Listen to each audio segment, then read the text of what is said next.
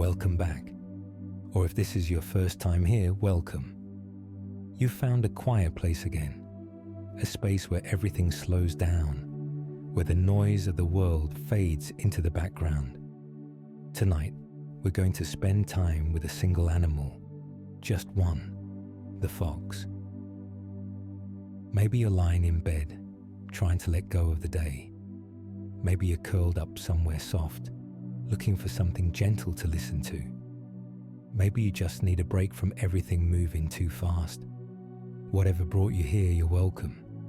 There's no rush, no urgency, just a long, slow exploration of one of the most mysterious and misunderstood creatures that shares our world. This is Sleepy Animal Spirits, and tonight belongs to the fox. We're going to walk beside it through forests and fields. We're going to watch it move through snow and starlight. We're going to learn how it lives, how it hunts, how it raises its young. We're going to explore what foxes have meant to people across cultures and centuries. And we're going to take our time doing all of this because there's nowhere else to be, nothing else that needs your attention right now. If this helps you rest, if you find yourself coming back to visit the fox again on other nights, you're always welcome here. You can subscribe if you'd like, or just bookmark this and return whenever you need to. But for now, just settle in. Let your breathing slow. Let your shoulders drop. Let the fox guide you into sleep. So close your eyes if you want to, or keep them open and let them rest on something soft. Either way, imagine this. You're standing at the edge of a forest just as the sun is setting. The sky is turning from blue to purple to deep indigo. The air is cool. You can hear leaves rustling in a gentle wind. And somewhere, not far away, a fox is beginning its night. Let's begin. The fox is neither fully wild nor fully tame. It exists in the spaces between, in the margins, in the borderlands where human and animal worlds overlap. This is the first thing to understand about foxes, and perhaps the most important. They are creatures of threshold and twilight, at home in places where others might feel uncertain. You might see a fox in deep wilderness, miles from any human settlement, padding silently through old-growth forest.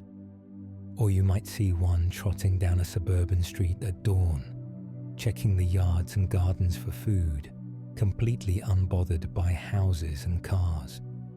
Foxes have learned to live alongside us without becoming us. They've adapted without surrendering what makes them wild. There are many species of fox scattered across the world. The Arctic fox, white as snow, surviving in the frozen north.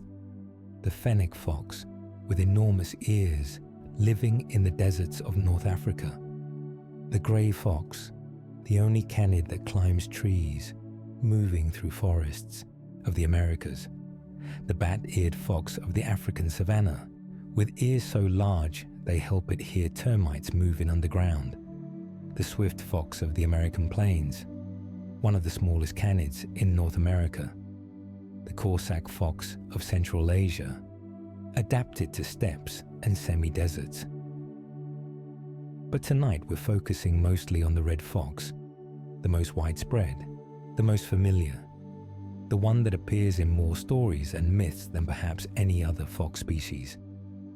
The red fox, whose scientific name is Vulpes vulpes, can be found across the entire northern hemisphere, from forest to farmland, from mountains to coastlines, from the Arctic Circle to the edges of cities. They've spread further than almost any other land mammal except humans. And wherever they go, they adapt, they watch, they learn, they survive. Picture a red fox now. Not a cartoon version, but the real animal. It's smaller than most people expect. An adult red fox weighs only 10 to 15 pounds, roughly the size of a house cat. But it looks larger because of its fur, that thick, russet red coat that stands out against green grass or white snow. The fur is longest in winter, dense and warm, making the fox look almost luxurious, like it's wearing a coat several sizes too big. The colour isn't always red though. That's one of the interesting things about red foxes. They come in several colour variations, or morphs. The classic red is most common, but there are also cross foxes with a dark stripe running down the back and across the shoulders, forming a cross pattern. There are silver foxes with black fur tipped with white, giving a silvery appearance. There are black foxes, called melanistic, entirely dark except sometimes for a white tail tip.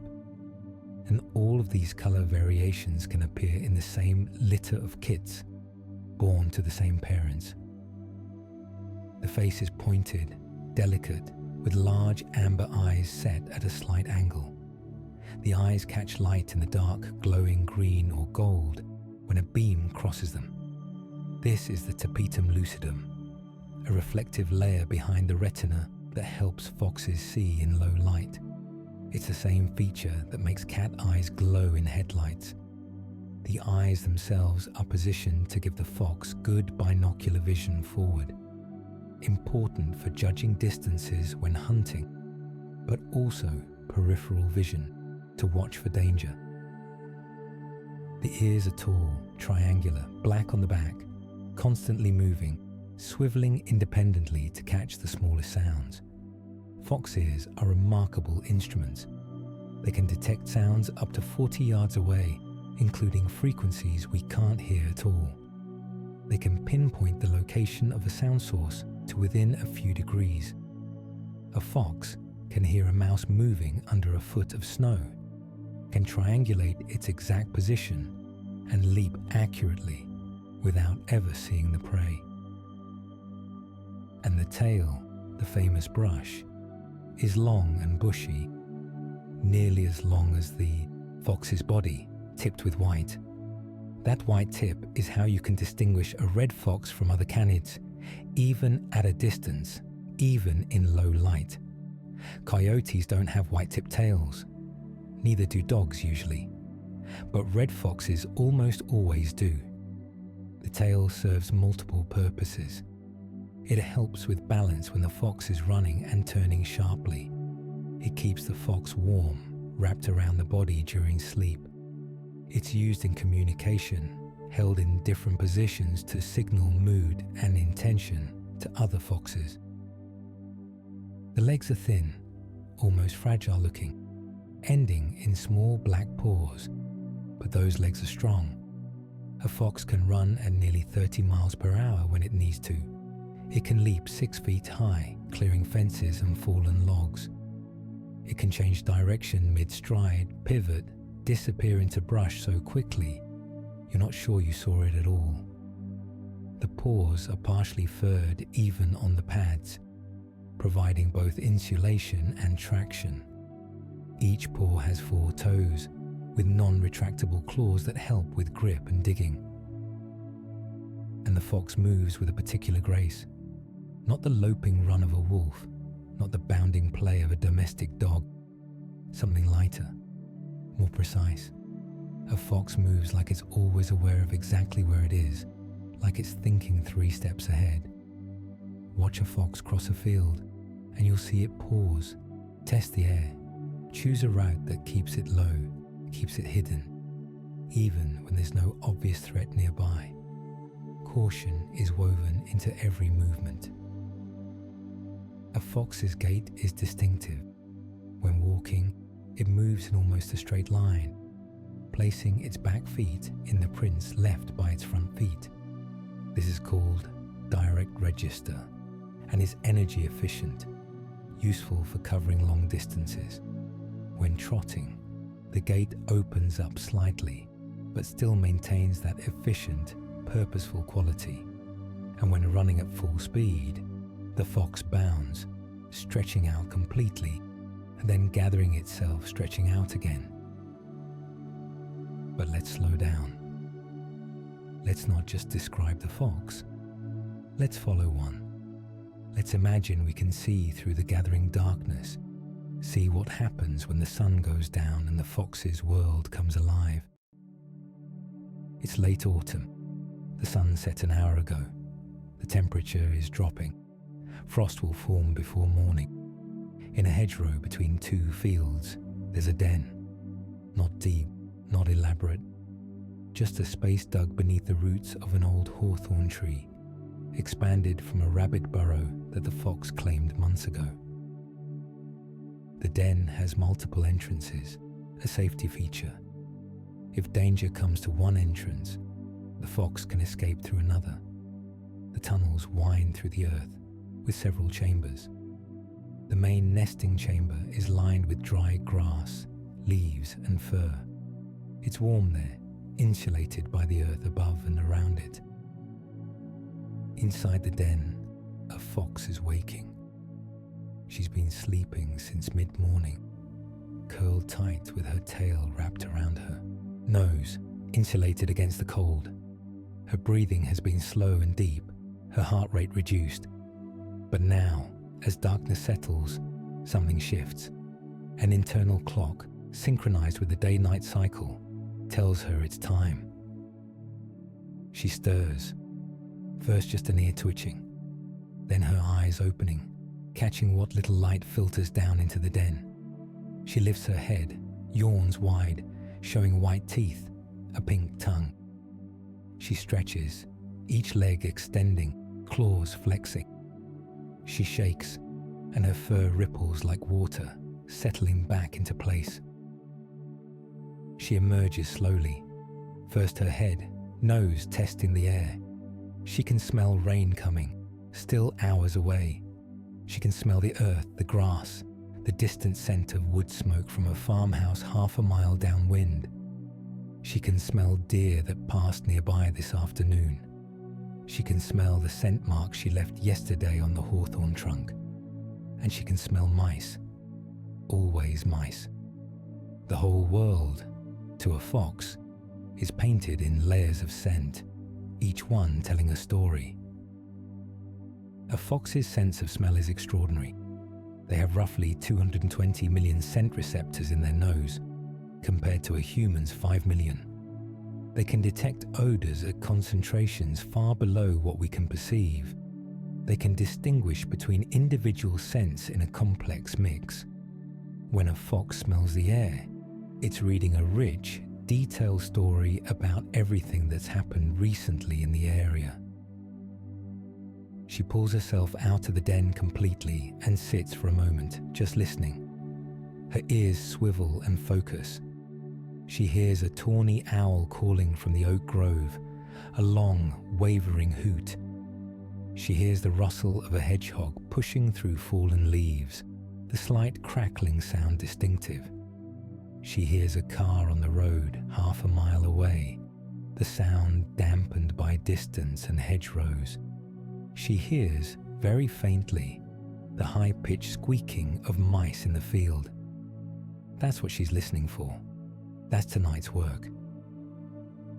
The fox stands, stretches again, and begins to walk along the hedgerow.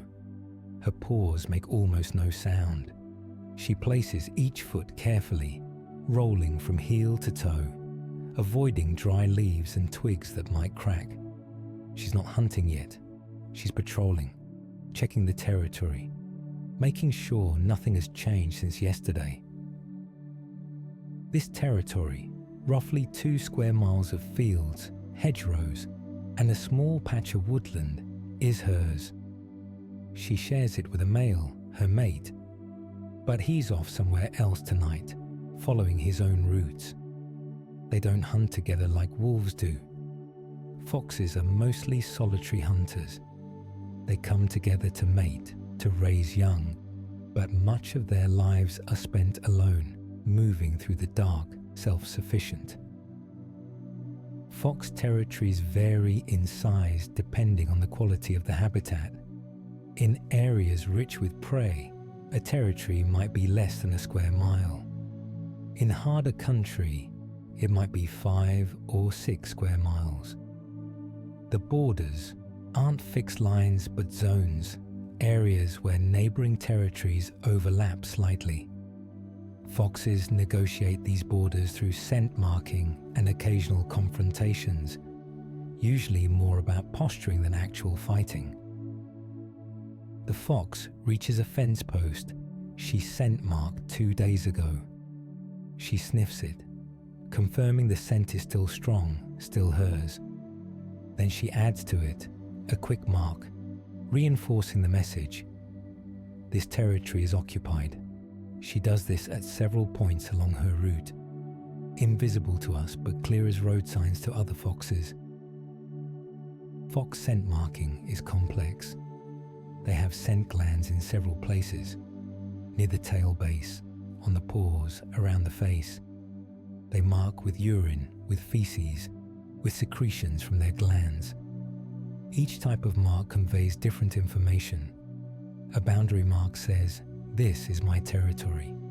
A mark near a food cache says, "This is mine, remember where it is." A mark in a den says, "This is home." Other foxes can read all of this, can tell who left the mark, when it was left, what the fox's reproductive status is. As she walks, she's constantly listening for mice. Mice are the foundation of a fox's diet, not rabbits, though a fox will take a rabbit if the opportunity arises. Not chickens, though that's what they're famous for. Mostly mice and voles. Small rodents that live in grass and under leaves, that move and rustle and squeak, that are everywhere if you know how to find them. And the fox knows. She's been hunting mice since she was 4 months old. She's eaten thousands of them. She knows the sound of their movement, the pattern of their activity, the places they like to travel. She knows that mice are most active in the hours just after sunset and just before dawn. She knows that they prefer to travel along edges, along the base of hedgerows, along the borders between field and forest. She knows that their populations fluctuate with the seasons, abundant in autumn after a summer of breeding, declining through winter. She stops. One ear rotates forward. She's heard something. 20 feet away in the grass, a mouse is moving, not running, just moving from one tunnel to another, pushing through the stems, making tiny sounds that would be inaudible to human ears, but are clear as bells to a fox. The fox goes completely still. Her body lowers slightly, shoulders dropping, head extending forward. Her weight shifts to her back legs, coiling like a spring. Her eyes fix on the spot where she heard the sound, though she can't actually see the mouse. It's hidden under the grass, but she doesn't need to see it. She can hear it, and she knows exactly where it is. She waits, stillness itself. Not even breathing seems to move her. The mouse moves again, a tiny rustle. The fox's ears adjust fractionally, fine-tuning the location. And then, in one fluid motion, she leaps. Oh, it's a fox's signature move, sometimes called mousing or the mouse pounce. She jumps high into the air, front legs extended forward, and comes down hard with her front paws, pinning the mouse to the ground. It's over in a second. The mouse doesn't suffer. The fox is efficient. She's done this too many times to miss. She eats the mouse quickly, right there in the grass. A few bites, bones and all, the whole thing. It's gone in seconds. Not enough to fill her, not even close. A mouse provides maybe 30 calories. A fox needs 500 to 600 calories per day. Simple math means she needs to catch somewhere between 15 and 20 mice tonight. So she keeps walking, keeps listening, keeps hunting. This is what the fox does, night after night. This is her life distilled to its essence. Walking, listening, hunting, eating. It's repetitive, but it's not boring. Each hunt is different. Each mouse is in a different place, makes a different sound. The fox has to pay attention, has to stay sharp. One moment of distraction and she goes hungry. Over the next hour, she catches 5 more mice. 1 near a fallen log, 1 in the open field, risky but rewarding.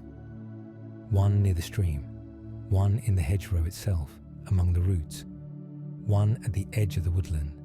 Each hunt follows the same pattern: hear, locate, freeze, pounce. But each one is unique in its details. Between hunts, she pauses occasionally to cache food. When she catches a mouse but isn't immediately hungry, she'll carry it a short distance and bury it, covering it with leaves or soil, marking the spot with scent so she can find it later. Foxes cache food regularly, especially in autumn when prey is abundant. They're planning ahead, storing surplus for leaner times.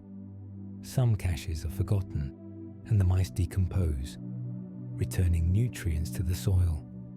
But many are recovered later, sometimes weeks later, the fox remembering the locations with remarkable accuracy. The night deepens, the moon rises, a waning gibbous, 3/4 full, bright enough to cast shadows. The fox continues her patrol, her hunt, her endless circuit of the territory. She pauses at a small stream to drink, lapping the cold water, alert even while drinking, ears constantly scanning for sounds of danger. Foxes have predators, even adult foxes. In Europe, wolves and lynx will kill foxes if they encounter them, though both are rare now in most places. Eagles and large owls will take young foxes.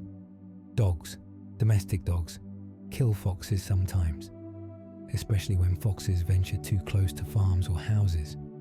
And humans, of course, are the primary predator through hunting, trapping, and especially through cars. But the fox's best defense is its wariness, its constant vigilance, its ability to detect danger and vanish. After drinking, the fox investigates a hollow log. She's checked this log before. Sometimes there are beetles in it, sometimes not. Tonight there are several, slow-moving because of the cold.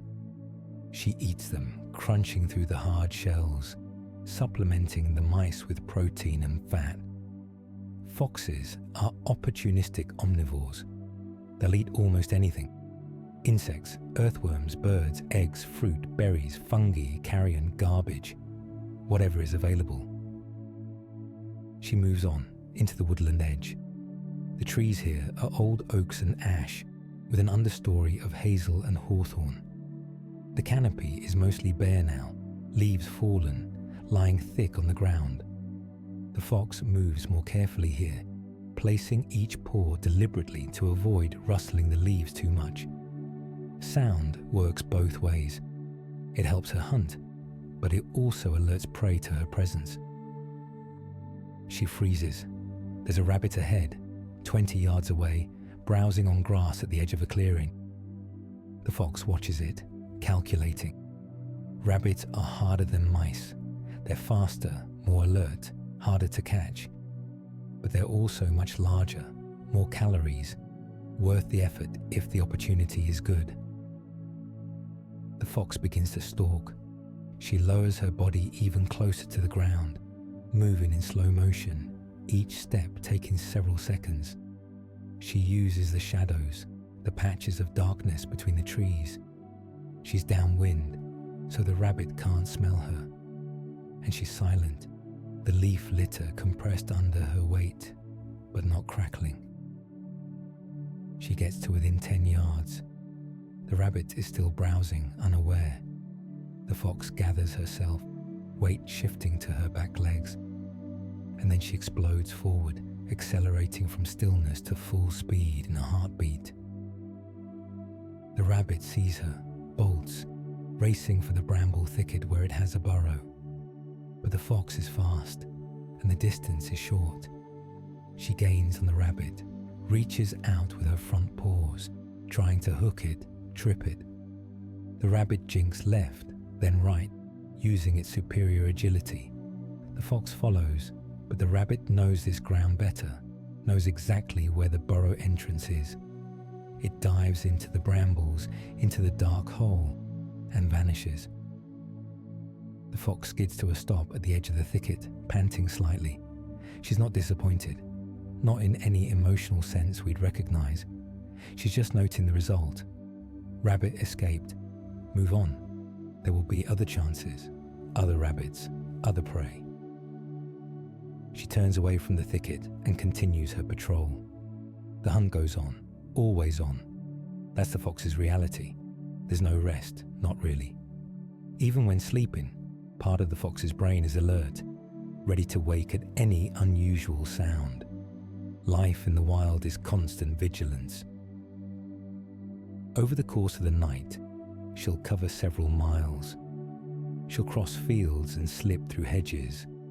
She'll check her boundaries, reinforce her scent marks. She'll catch more mice, one after another, slowly filling her belly. She'll investigate a fallen log where she once found beetles. She'll pause to watch a badger digging for worms in a field, giving it space, avoiding any conflict. Badgers are larger, stronger, not worth confronting unless absolutely necessary. She'll encounter the scent trail of another fox, a young male, probably dispersing from his birth territory, passing through. She'll mark over his scent, a territorial assertion, but she won't track him down. He's moving on, not a threat unless he decides to stay. As the night progresses, she moves into an area she visits less frequently, the far edge of her territory where it borders a small village. Here, the landscape changes. Gardens replace fields. Fences and walls create a maze of boundaries. Lights spill from windows. There are smells of human habitation, cooking, cleaning products, exhaust fumes, garbage. The fox is cautious here but not afraid. She'd been in villages before. She knows the patterns. Most humans are asleep at this hour. The dogs are inside. It's relatively safe, and there are opportunities. Garbage bins, compost heaps, gardens with fruit trees, bird feeders that attract mice and small birds. It's a different kind of foraging, but foxes are adaptable.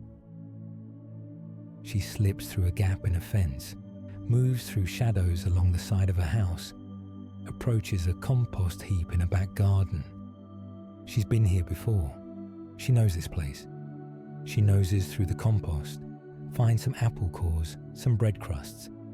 She eats the bread, ignores the apple. She's not particularly hungry anymore, but waste not, want not. Calories are calories. A security light clicks on.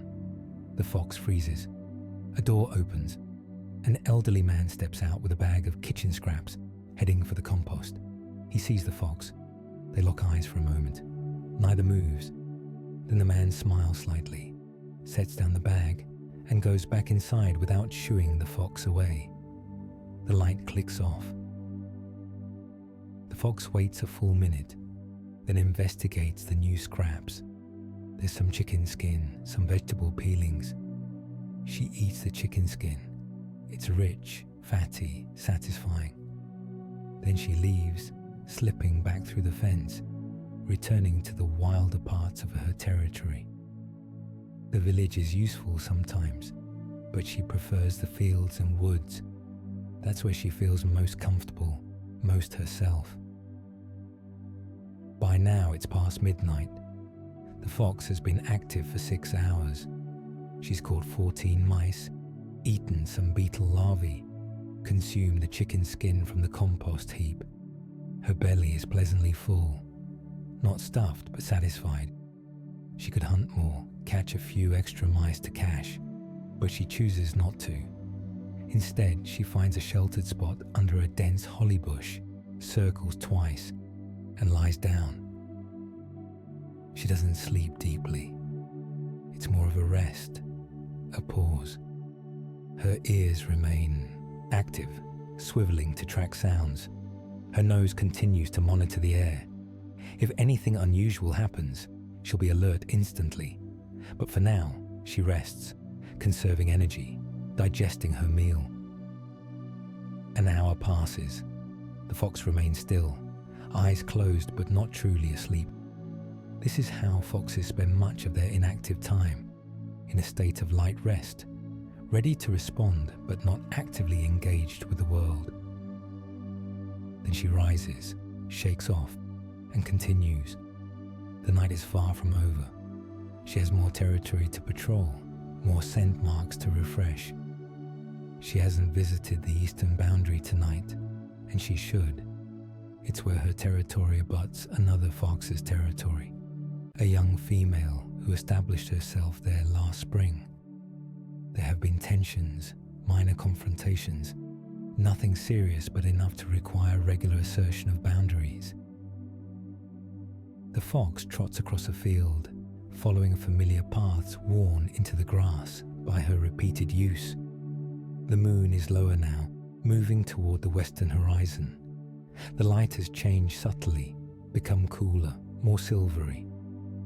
There's a quality to the deep night, 3 or 4 in the morning, that's different from early evening or near dawn. Everything feels suspended, held in stillness.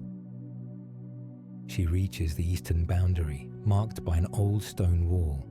She scent marks several spots along the wall, strong marks, clear assertions.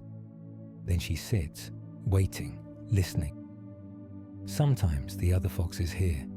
Sometimes they have a brief confrontation, more ritual than real combat, establishing who owns what. But tonight, the other fox is absent. The fox waits a few more minutes, then moves on. As she returns toward the center of her territory, toward the den, the sky begins to change. Not obviously, not dramatically, but subtly. The black begins to lighten to dark blue. The stars fade slightly. Dawn is still more than an hour away, but the earth is already beginning to turn toward the sun. The fox knows this. She's attuned to the cycles of light and dark, to the changing length of nights through the seasons. As dawn approaches, she'll hunt more intensively, taking advantage of the peak time for mouse activity. Many mice that have been active through the night are making their way back to burrows. They're distracted, less careful, easier to catch. She focuses, ears straining, and over the next 40 minutes catches 5 more mice. Quick hunts, efficient, one after another. Now her belly is genuinely full, stretched with food. She's done well tonight. 19 mice, some insects, some scavenged food. More than enough. The sky is definitely lighter now. The blue has become visible, distinct from the black. Birds are beginning to call, tentative at first, then more boldly. A blackbird, a robin, a wren. The dawn chorus is starting. That daily celebration of survival, of having made it through another night. The fox returns to her den. She pauses at the entrance, looking back across the field, across the territory she spent the night patrolling and hunting. Everything is as it should be. No intrusions, no major changes, just the ongoing rhythm of the natural world. She enters the den, moving through the tunnels to the nesting chamber. She circles 3 times, a ritualistic behavior inherited from ancestors who needed to trample down vegetation to make a sleeping spot. Then she lies down, curls tight, wraps her tail around her nose, and closes her eyes. Above ground, the sun breaks the horizon. Light spills across the fields, warm and golden. Frost glitters on the grass. The day begins, but underground, in the dark warmth of the den, the fox sleeps. Her night is over. Her work is done. She'll sleep through the morning, through the afternoon, until the sun sets again, and the cycle repeats. This is the fox's life, night after night, season after season, year after year. A rhythm as old as foxes themselves, as ancient as the instinct to hunt and survive. Let's pause here for a moment. Let the image settle. The fox sleeping underground while the world above comes to life. The contrast between the fox's nocturnal world and the diurnal world most humans inhabit. We're rarely awake when foxes are most active. We're asleep when they're hunting, and they're sleeping when we're awake. We share the same spaces, but at different times, like shift workers in the same building, rarely meeting. If you're feeling sleepy now, that's good. That's right. Let yourself drift. Imagine curling up like the fox, wrapped in warmth, safe in darkness. Let the tiredness come. There's no need to fight it. The fox would never fight sleep when it's time to rest. Neither should you. And if you're still awake, still listening, we'll continue. We'll move through the seasons with the fox. We'll watch how life changes as the year turns. Because foxes experience time differently than we do. For them, time is marked by seasons, by the availability of food, by the cycle of reproduction. Let's follow that cycle now, slowly, gently, starting with winter. Winter is the hardest season for a fox, but also, in some ways, the most beautiful. The world becomes stark, simple, reduced to essentials, and the fox, with his thick winter coat, becomes a creature perfectly suited to the cold. Imagine now that it's deep January. Snow covers the fields, several inches deep, smooth and white under a clear sky. The temperature is well below freezing, cold enough that your breath would cloud, cold enough that exposed skin would hurt within minutes. But the fox is comfortable. Her fur is at its thickest now, a dense undercoat of soft, fine hairs beneath, longer, coarser guard hairs. The two layers work together, trapping air, creating insulation. A fox can sleep outside in snow and wake up warm, the snow on its fur unmelted because so little body heat escapes. The fox's winter coat is remarkable. It's not just thicker, it's also slightly different in texture and color. The red becomes richer, deeper. The white markings become more pronounced, and the tail becomes enormous, a huge plume that serves as both blanket and scarf. When a fox sleeps in winter, it curls into the tightest possible ball, nose tucked under tail, minimizing the surface area exposed to cold. In that position, it can maintain its body temperature with minimal energy expenditure. Hunting is harder in winter though. The mice are still there, still active under the snow, but they're hidden. The fox can't see them at all. She has to hunt entirely by sound, listening for movement under the snow crust, under the white blanket that covers the ground. The technique is the same but more difficult. The fox walks across the snowfield, stopping every few steps to listen. Her ears swivel, focusing, straining for the faintest sounds.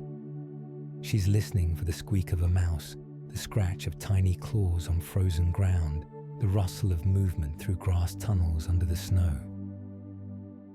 Snow itself changes how sound travels. Soft, fresh snow absorbs sound, muffles it.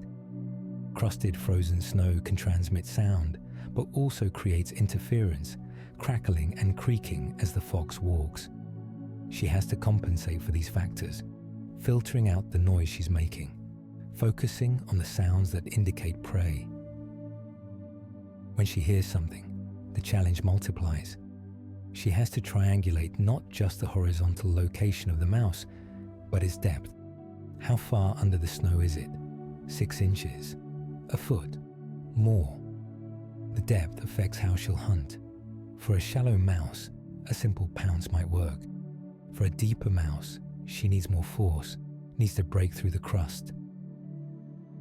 Let's watch her now, on a particularly cold January night as she hunts in deep snow. The temperature has dropped to 10 degrees Fahrenheit, 15 below 0 Celsius. The sky is crystal clear, stars sharp and bright, no clouds to trap any warmth near the earth. The moon is nearly full, casting blue-white light across the snowfield, making everything visible in stark contrast, white and black and silver. The vixen emerges from her den as evening falls, shaking snow from the entrance where it's drifted during the day. She's hungry. She hasn't eaten in nearly 24 hours. Yesterday's hunting was poor, the snow too fresh and soft, absorbing all sound, making it nearly impossible to locate prey. Today the snow has settled somewhat, and there's a crust on top, frozen from the daytime sun melting the surface slightly and then refreezing as the temperature dropped. This crust will help. Sound will travel better through it. She moves across the field, each step breaking through the crust with a soft crunch. The snow comes up to her chest, making travel exhausting. She has to lift each leg high, plunge it down through the snow, pull it back up, repeat. It's slow going. She burns calories just moving, just crossing her territory. But there's no choice. The mice are under this snow, and she must find them. She stops, tilts her head, rotates her ears forward. There, a faint sound, barely audible even to a sensitive hearing. A mouse moving in its tunnel system beneath the snow, beneath the frozen grass, against the earth. The sound is muffled by a foot of snow, but it's there. A tiny scratch, a minuscule squeak. The fox calculates. The mouse is deep, deeper than usual. The snow is thick here where it's drifted against the hedgerow. She'll need to commit fully, drive down with all her strength, break through the crust and the soft snow beneath it, reach all the way to the ground. It's a gamble. If she's wrong about the location, if the mouse has moved, she'll have expended significant energy for nothing. But she's hungry. She has to try.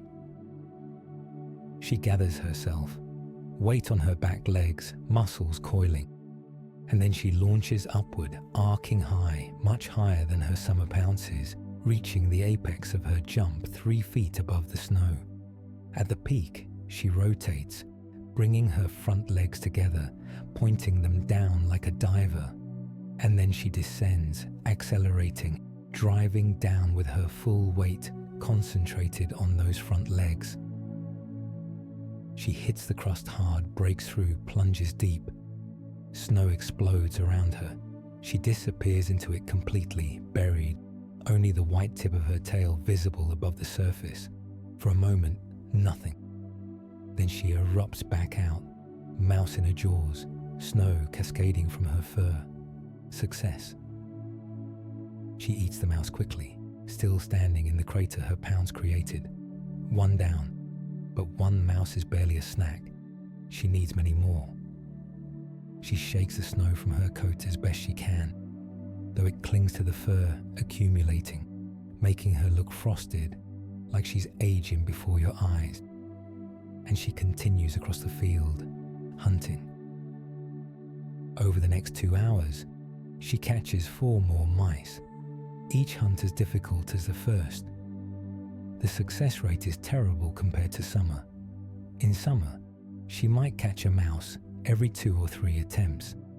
Tonight, she's succeeding maybe once in 7 or 8 attempts. The other attempts, she either misjudges the depth, or the mouse hears her coming and retreats deeper into its tunnel, or she simply misses, the triangulation off by a few inches, which is enough for the mouse to escape. She's exhausted. The snow, the cold, the repeated leaping and plunging, all of it burns energy faster than she can replace it. She's losing weight, slowly, steadily, even as she hunts. This is the reality of winter for foxes. You can hunt constantly and still fall behind, still lose ground, still watch your reserves deplete. On a night like this, when hunting is particularly difficult, the fox has to make decisions. Does she keep hunting, burning more energy in the hope of catching enough to justify the expenditure? Or does she retreat to her den, conserve energy, wait for better conditions? There's no right answer, just calculations, instinct, experience.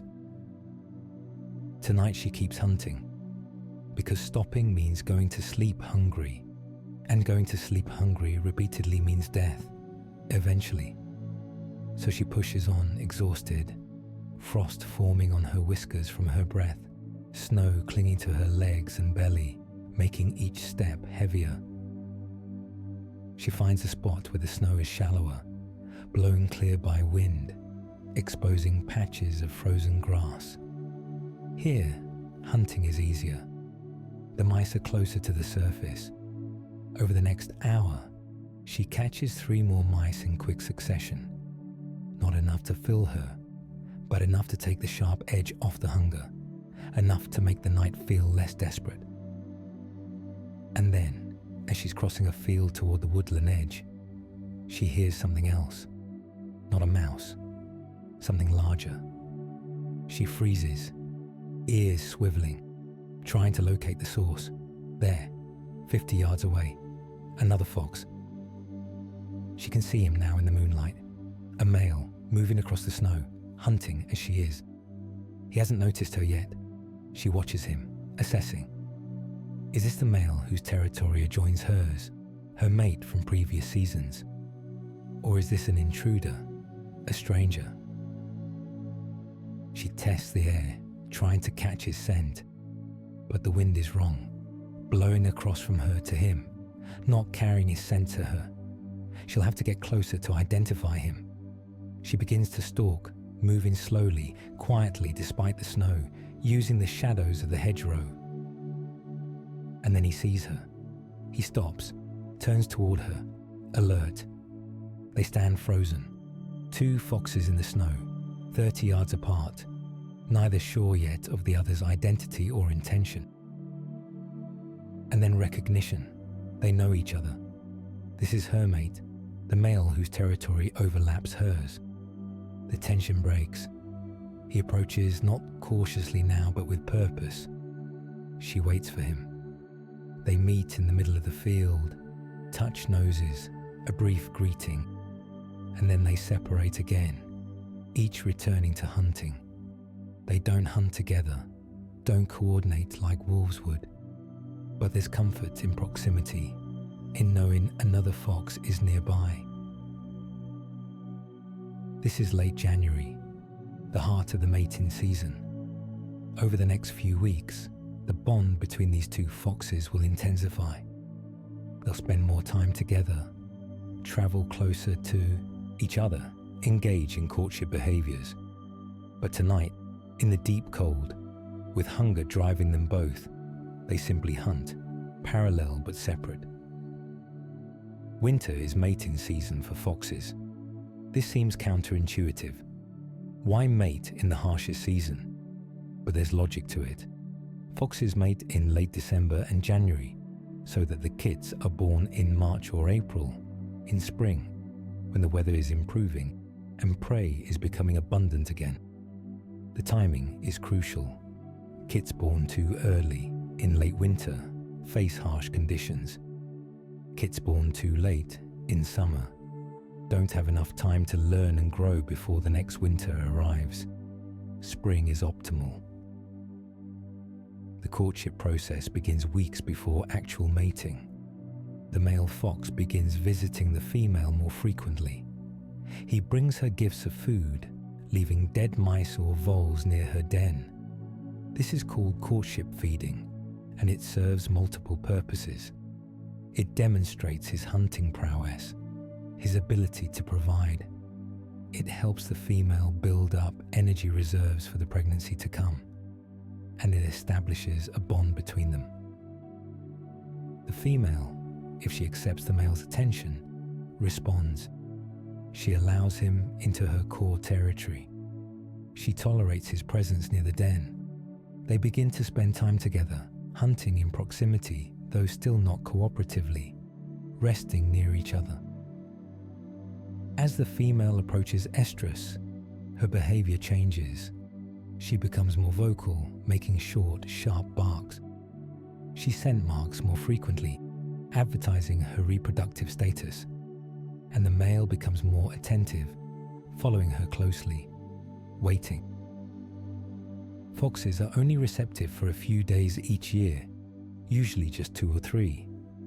The timing varies slightly by individual and by latitude, but is generally late January in most of Europe and North America.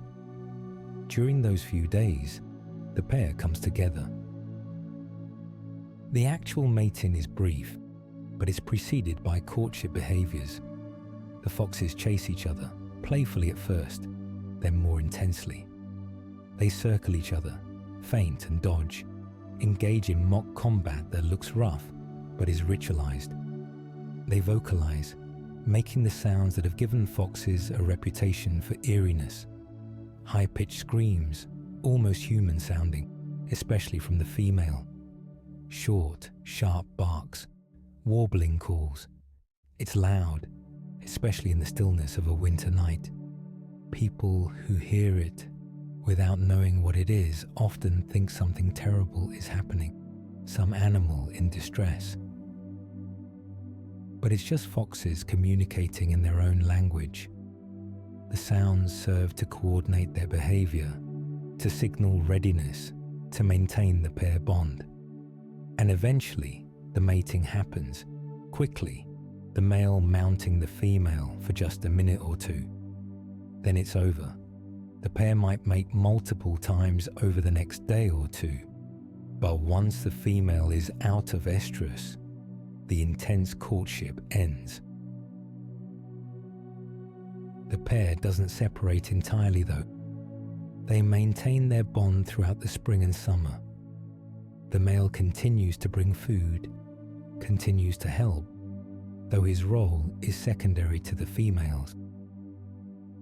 After mating, the female has about 52 days until the kits are born. That's almost 2 months, and during that time, she has to prepare. If she doesn't already have a suitable den, she finds or digs one. She expands it if necessary, creating multiple chambers, multiple entrances. She lines the nesting chamber with dry grass, moss, leaves, and fur pulled from her own underbelly, making it soft and warm. She hunts intensively, eating as much as she can. The developing kits require energy, and she's building reserves for the nursing period to come. The male continues to provide food, bringing kills to the den entrance. The female takes them, consumes them quickly, returns underground. As the pregnancy progresses, her belly swells. Her movements become slightly more careful, less reckless. She avoids confrontations, avoids risks. Her sole focus is on the life growing inside her, on the preparations that will give those lives the best chance. And then, usually in late March or early April, in the dark warmth of the underground den, the kits are born. Imagine the den now. It's a network of tunnels, some wide enough for an adult fox to move through comfortably, some narrower, leading to dead ends or storage chambers. The main tunnel slopes downward from the entrance, descending at a gentle angle, then levels off.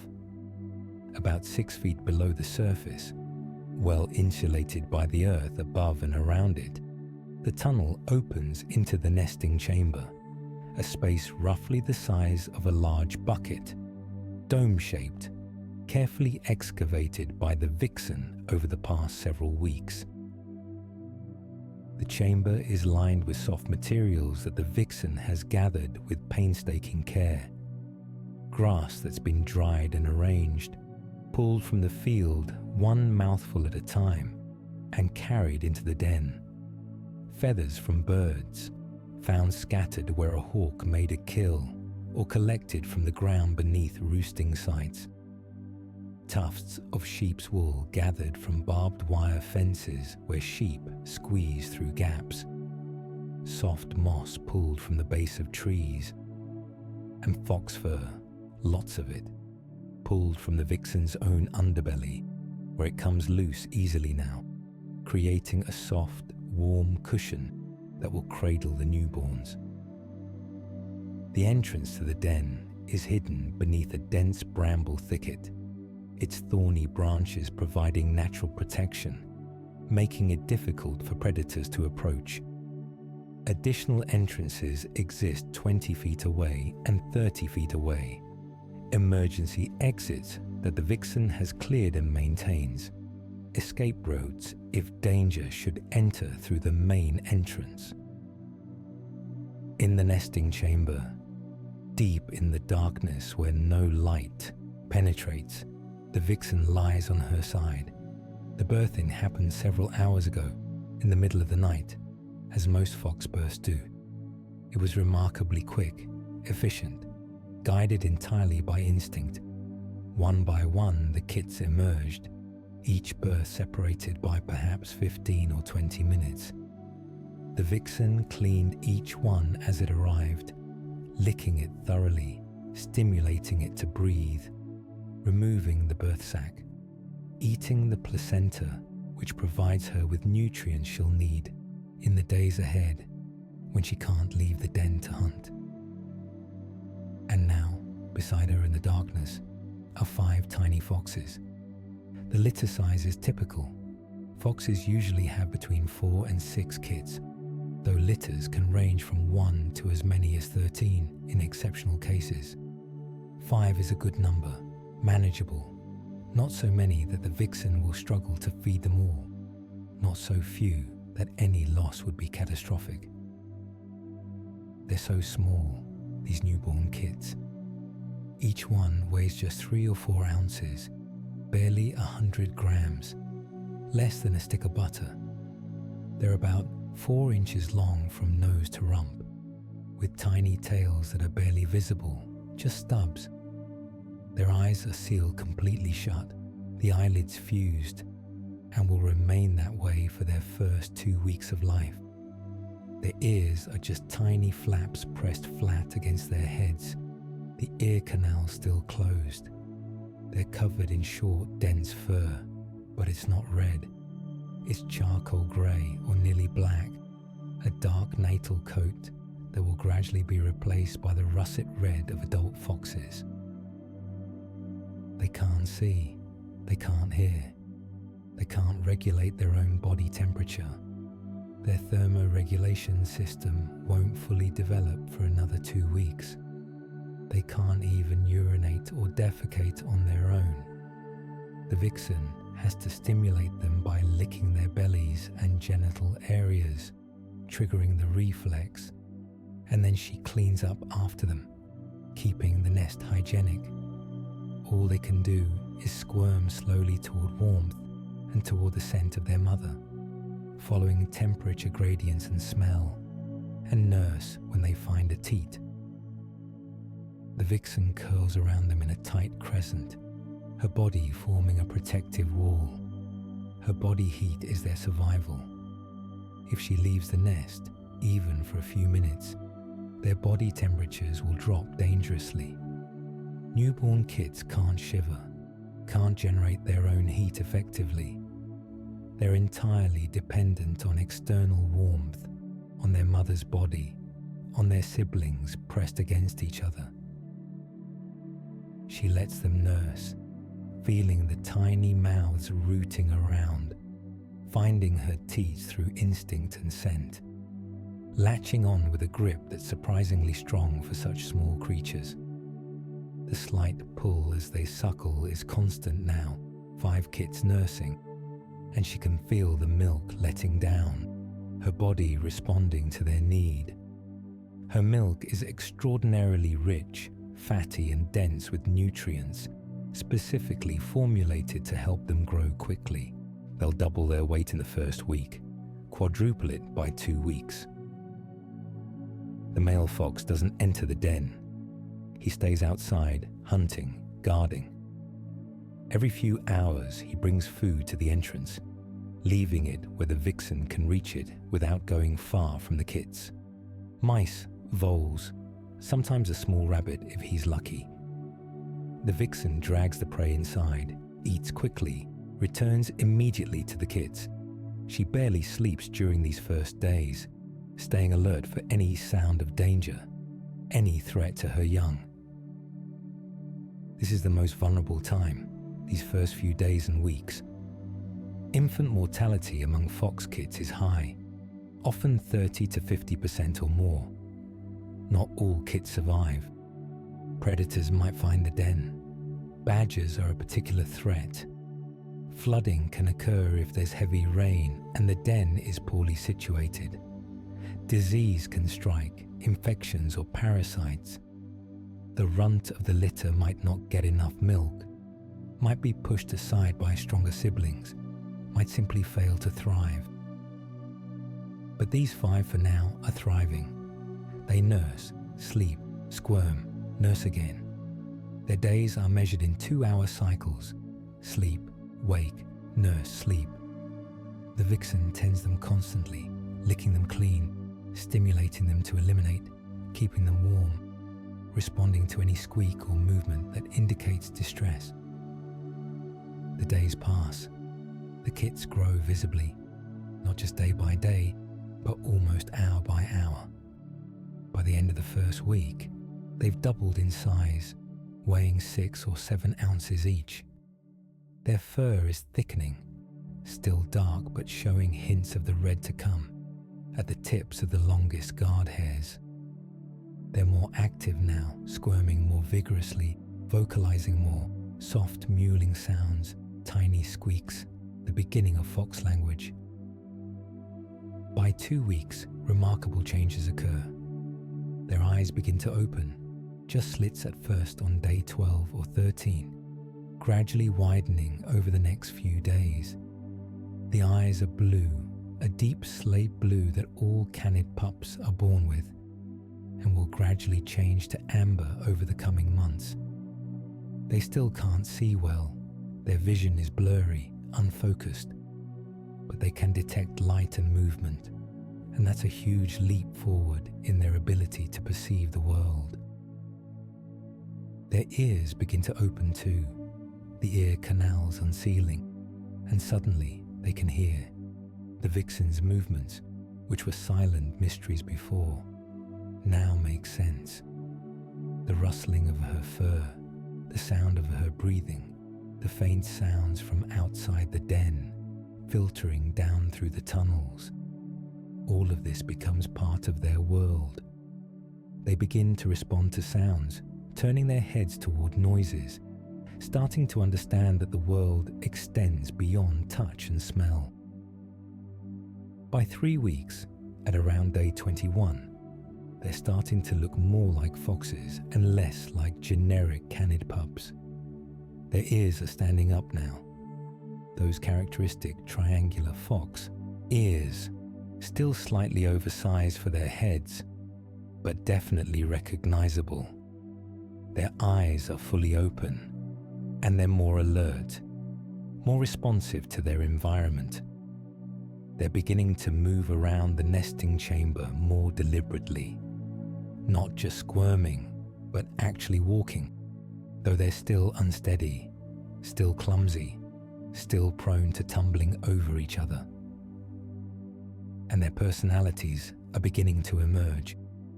One kit is noticeably bolder than the others, always squirming to the front, always nursing most aggressively, always the first to investigate any new sound or smell. One is quieter, more reserved, content to stay near the back, to wait for the others to move first. One is curious, constantly nosing at the walls of the chamber, at the nesting material, at its siblings. One seems to be a peacemaker, settling between squabbling siblings. And one is the smallest, the runt, struggling a bit but determined, fighting for its share of milk, not giving up despite being outcompeted by larger siblings. By 4 weeks, the kits are genuinely active, spending much of their waking time playing with each other rather than just nursing and sleeping. Play fighting begins in earnest. They grab each other with their mouths, gentle mouthing and biting that doesn't hurt, learning to control the strength of their jaws. They wrestle, rolling over each other, pinning and being pinned. They stalk each other in the confines of the nesting chamber, practicing the crouch and pounce that will later be used for hunting. Their fur is changing too, the dark natal coat being shed and replaced by the classic fox colouring. The red is coming in, russet and bright on their backs and sides.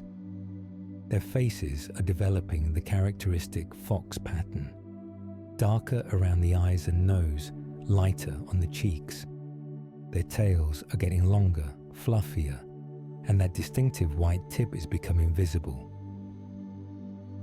And then, around 5 or 6 weeks of age, usually in late April or early May, when the weather above ground had truly turned to spring, the kits are ready for one of the most important milestones of their young lives. The first time above ground, the first time seeing the world beyond the den. It's early evening, the sun just beginning its descent toward the horizon. The air is warm, genuinely warm for the first time in months, maybe 60 or 65 degrees. The world has exploded into life. The grass is lush and green, growing thick after the spring rains. Trees are fully leafed out, their canopies dense with new foliage. Flowers bloom everywhere, dandelions, buttercups, wild violets. Birds are nesting and singing, filling the air with sound. Insects buzz and hum. The whole world is waking up, and there's food everywhere, prey abundance reaching its spring peak. The vixen emerges from the den first, as she does every evening, testing the environment, making sure it's safe.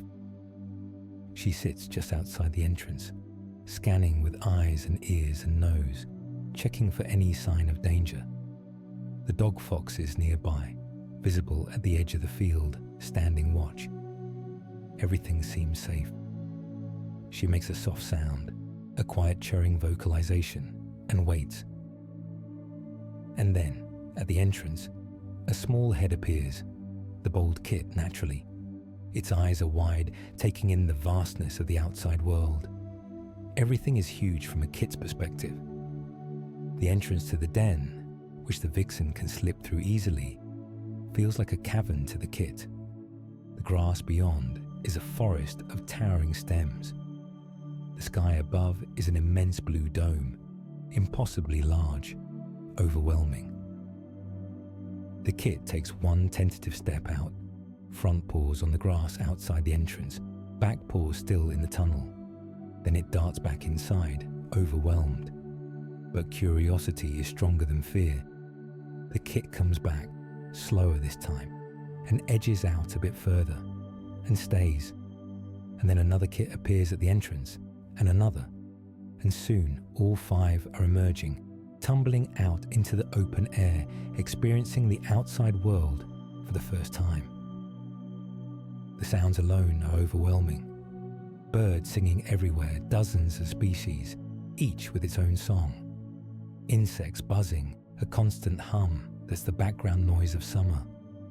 Wind rustling through grass and leaves, making everything move slightly, constantly. The kits freeze, ears swiveling, trying to process all this auditory information. And the smells.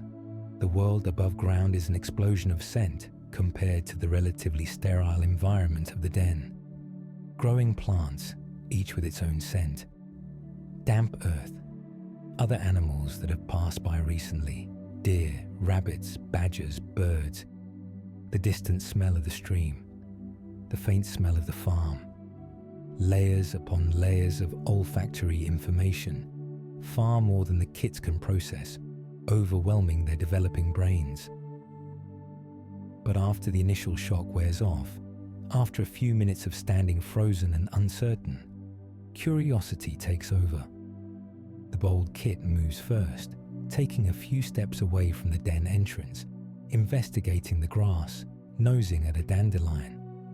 Another kit follows, then another, and soon they're all exploring, moving in a loose group, staying close together, staying within sight of the vixen who watches from nearby, alert and protective. They play with everything. They discover sticks and immediately find them fascinating, picking them up, shaking them, chewing on them. They discover fallen leaves left over from autumn, still scattered in sheltered spots, and pounce on them, making them rustle. They discover insects, a beetle walking across the bare earth near the den, and 3 kids immediately tried to investigate it simultaneously, tumbling over each other in their eagerness. The vixen watches, relaxed but attentive. This is crucial developmental time. The kids need to explore, need to play, need to interact with the environment. This is how they learn about the world, how they develop the skills and understanding they'll need to survive. But it's also dangerous. There are predators, there are hazards. The vixen stays close, ready to call them back if necessary, ready to defend them if something threatens. The kids discover each other in new ways now that there's space to really move. Play fighting intensifies. They chase each other in clumsy circles around the area near the den entrance. They pounce on each other from behind. Ambush attacks that are pure play, but that mimic hunting behavior. They wrestle in the grass, biting and growling in miniature versions of adult fox vocalizations.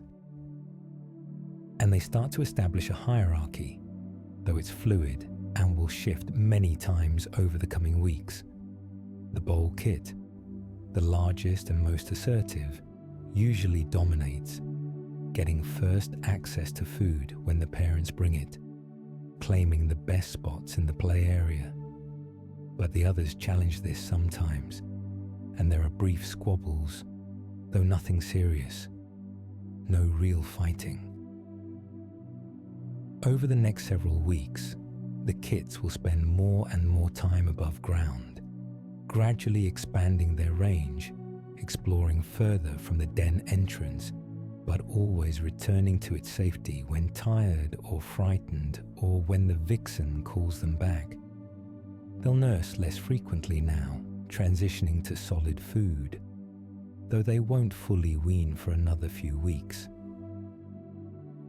The parents bring food to the den area, leaving it where the kits can find it. At first, it's dead prey, mice and voles that the kits can eat torn into pieces by the adults. The kits learn to eat solid food, tearing meat, chewing, swallowing. It's messy at first.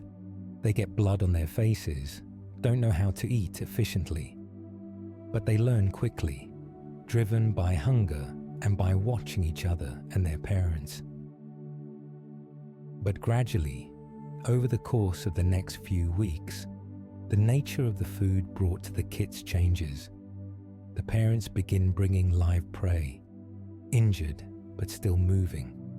This is deliberate, educational. The kits need to learn to kill, and you can't learn that from dead prey. The first time a mouse is brought to the kits still alive, it's almost comical.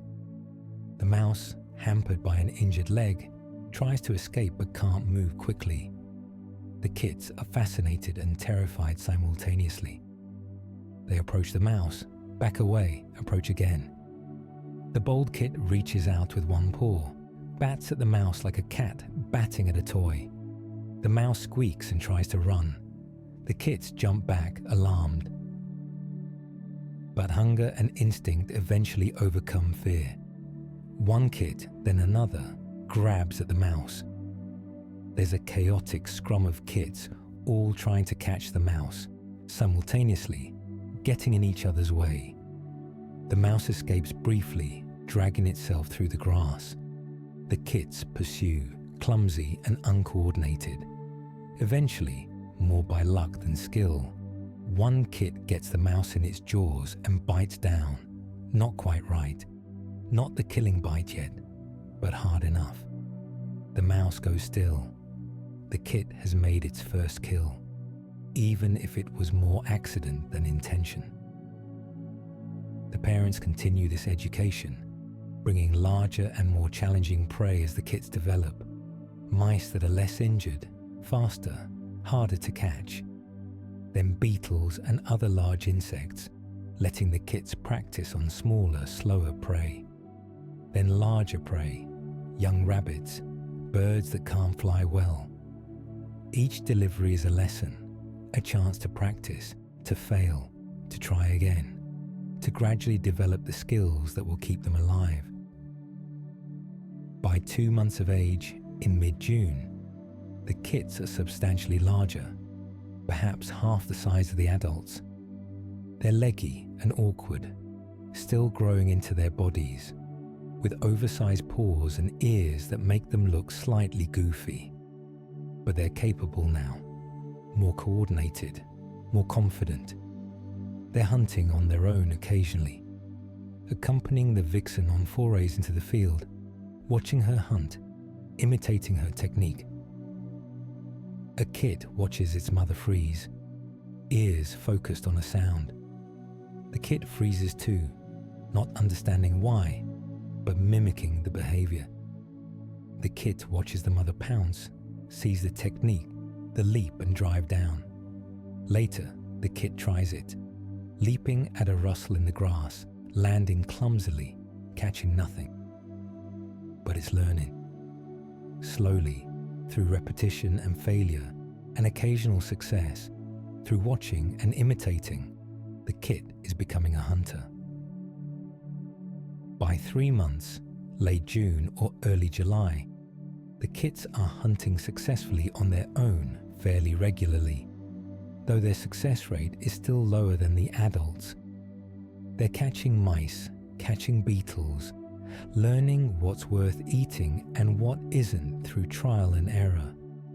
They're more independent now, exploring the territory on their own, learning its boundaries, its landmarks, its resources, but they still return to the den area, still nurse occasionally, though the vixen is less patient with this now, ready for them to fully wean, ready for them to grow up. This is the intensive learning period, the time when the kits transition from being dependent offspring to becoming independent hunters. The vixen's role changes from provider to teacher. She no longer simply brings them food. Instead, she brings them opportunities to learn. On a warm July evening, the vixen leads 3 of the kits out into the field for a hunting lesson. The other 2 kits are elsewhere with the dog fox, learning from him. The family is fragmenting already, spending less time together as a unit, more time in smaller groups or alone. This is natural, necessary. Foxes are solitary hunters, and the kits need to develop independence. The vixen walks slowly across the field, the 3 kits following behind her in a loose line. She's teaching them the patrol route, showing them the boundaries of the territory, the good hunting spots, the places to avoid. The kits are attentive, watching everything she does, though they're also distracted by butterflies and interesting smells in each other. The vixen stops suddenly, ears focused forward. She's heard a mouse. The kits stop too, imitating her posture, though they don't understand why yet. They're learning to read her body language, to understand that when she freezes like this, it means prey is nearby. She waits, listening, triangulating. The mouse is perhaps 15 feet away, moving through the grass. She could easily catch it herself, but that's not the point of this exercise. Instead, she looks back at the kits, makes a soft sound, a low chirr that means pay attention, and then slowly, deliberately, begins to stalk forward. The kits watch, fascinated. They see how she moves, weight shifting carefully from paw to paw, body low to the ground, every movement controlled and purposeful. They see how she uses the slight undulations in the ground for cover, staying low, minimizing her profile. They see how her ears track the mouse's movement, adjusting constantly, maintaining the lock on a target. And then she pounces. The leap, the drive down, the catch. Perfect technique. She comes up with the mouse in her jaws, but instead of eating it, she brings it back to the kits and drops it in front of them. It's dead, killed cleanly. The kits can eat it, which they do, squabbling briefly over who gets the best pieces. But the lesson isn't over. The vixen leads them further into the field, and when she hears another mouse, she stops again. This time, she looks pointedly at the bold kit, the largest and most advanced of the three with her tonight. She makes that same churring sound, then steps back, creating space, giving the kit room to try. The kit understands, or thinks it does. It moves forward, trying to imitate what it saw its mother do, but it's clumsy, inexperienced. It moves too fast, makes too much noise. The mouse hears it coming and retreats deeper into its burrow system. The kit pounces anyway, driving down into the grass, but comes up empty. Failure. The kit looks back at the vixen, uncertain. But the vixen just waits, patient. There will be other chances. Learning takes time. The kit needs to fail, needs to understand what doesn't work, so it can gradually figure out what does. Over the next hour, the vixen finds 4 more mice, and each time she gives one of the kits a chance to hunt. The bold kit tries twice more, failing once, succeeding once through a combination of improved technique and luck. One of the other kits, the curious one, tries once and fails, but seems to learn from watching the bold kit's success. The third kit, the smallest, tries once, but is too tentative, too afraid of making mistakes, and the mouse escapes easily. This is how foxes teach, not through explicit instruction, not through demonstration alone, but through providing opportunities, through allowing practice, through tolerating failure. The kits learn by doing, by failing, by trying again, by slowly developing the skills through repetition. The lessons aren't just about hunting technique, though that's crucial. The vixen is also teaching them about the territory itself, about the landscape they'll need to navigate. She shows them the stream where they can drink, demonstrates how to approach it cautiously, checking for danger before exposing themselves at the water's edge.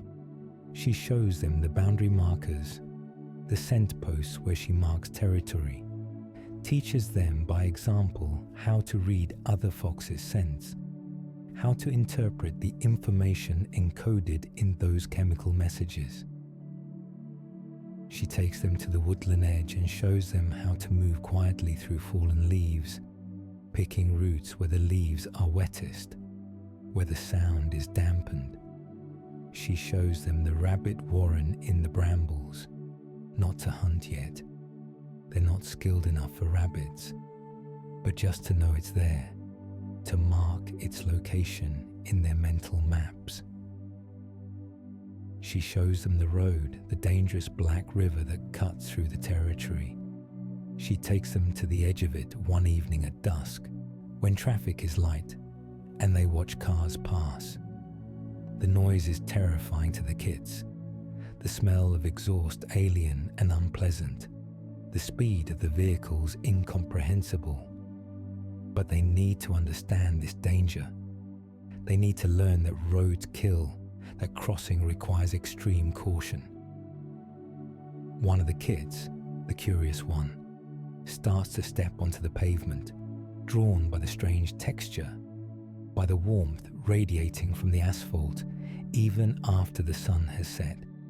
The vixen moves quickly, blocks the kit with her body, makes a sharp bark that means no, danger, stop. The kit freezes, then backs away. The lesson is learned. Roads are off limits unless absolutely necessary, and even then, extreme caution is required. As the summer progresses, the kits hunt more independently.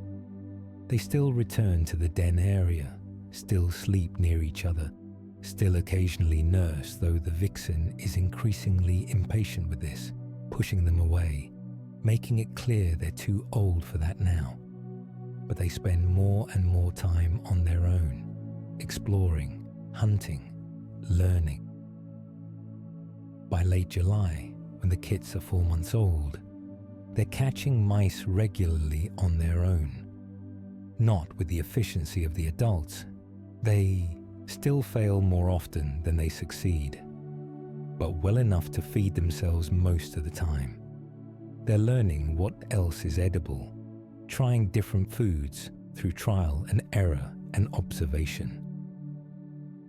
One kit finds a windfall apple beneath a tree at the edge of a field, takes a bite, discovers it's sweet and satisfying.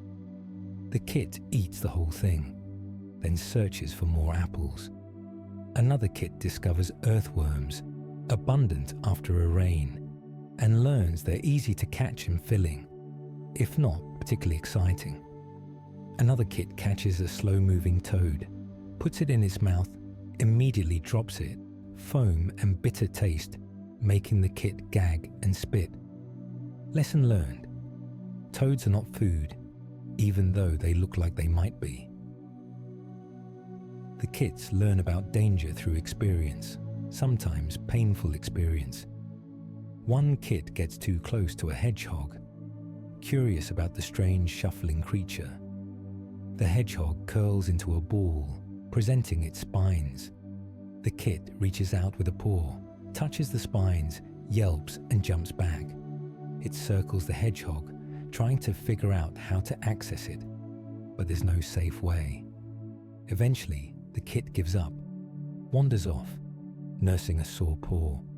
The hedgehog uncurls and continues about its business. Both animals have learned something. The kit to leave hedgehogs alone, the hedgehog that its defenses work. Another kit chases a rabbit into a bramble thicket, following with enthusiasm but not enough caution. The kit gets tangled in the thorny branches, can't easily back out, starts to panic. The vixen hears the distressed vocalizations, comes quickly, helps extract the kit from the brambles. The kit has scratches on its face and legs, nothing serious but uncomfortable. It's learned a lesson. Brambles are dangerous terrain, not to be entered recklessly. The kits also learn about other animals they share the territory with. They encounter a badger one evening, a large boar badger digging for earthworms in a field. The kits are curious, start to approach, but the vixen calls them back sharply.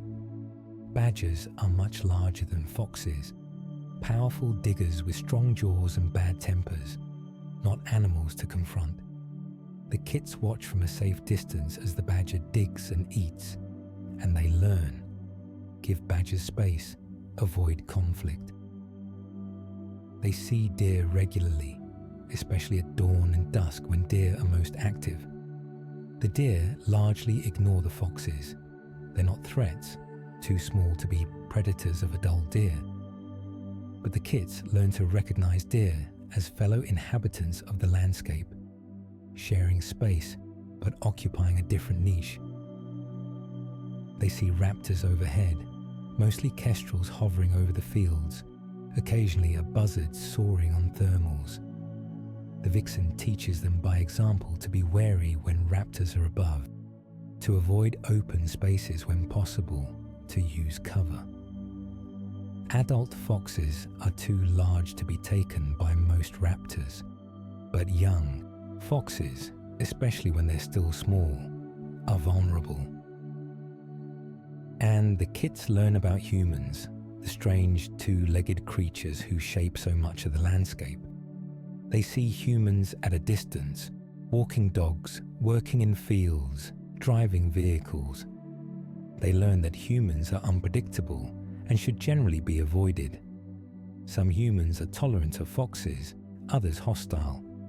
It's safer to just stay away. By August, when the kits are 5 months old, they're competent hunters, able to catch enough food to sustain themselves most days. They're nearly full size now, hard to distinguish from adults at a distance, though their behavior still gives them away. They're still playful, still prone to distraction, still making mistakes that adults wouldn't make. But they're close to independence. They're almost ready. They're practicing all the skills they'll need: hunting, navigating, avoiding danger, reading the social signals of other foxes, managing their own territory someday. The vixen's work is nearly done. She's given them every tool she can. The rest is up to them, up to their intelligence and adaptability and luck. The family still comes together occasionally, 5 kits and 2 adults, all 7 foxes in one place. But these gatherings are increasingly rare. Everyone is going their own way now, following their own routes, hunting their own meals. The bonds are loosening, the family dissolving as it must. Foxes are not pack animals. They're solitary, and the kits need to learn to be alone, to be self-sufficient, to trust themselves. On a warm August evening, all 7 foxes are near the den area, each one hunting or resting independently, but in proximity to the others. An observer watching from a distance might see them and think they're hunting together, coordinating. But they're not. They're each alone, even when together, each fox in its own world, following its own imperatives. And that's how it should be. That's what it means to be a fox. By late summer, the kits are nearly adult-sized, though still distinguishable by their behavior. They're more playful, less serious. They make mistakes adults wouldn't make, but they're competent enough to survive.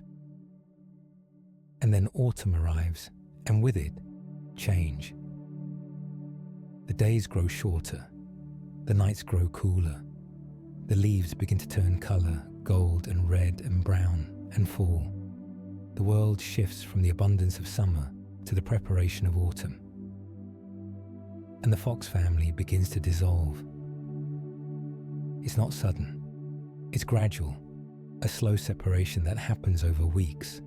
The kits, now called juveniles, start to wander further from the den. They spend less time together, more time alone. They're establishing their independence, testing their ability to survive without the family structure. Some will disperse, traveling far from their birth territory to find territories of their own. Dispersal usually happens in autumn or early winter. Young foxes will travel 10 miles, 20 miles, sometimes more, seeking unoccupied territory or weak spots in another fox's territory where they might establish themselves. Dispersal is dangerous. The young fox is in unfamiliar territory, doesn't know where the good hunting is, doesn't know where danger lurks. It has to cross roads it's never seen, navigate obstacles it's never encountered. It might run into hostile adult foxes who attack intruders. It might fail to find enough food. It might encounter predators. Many dispersing foxes don't survive their first winter, but some do. And those that survive, that find territories and establish themselves, become the next generation of breeding adults. They'll find mates, raise kids, continue the cycle.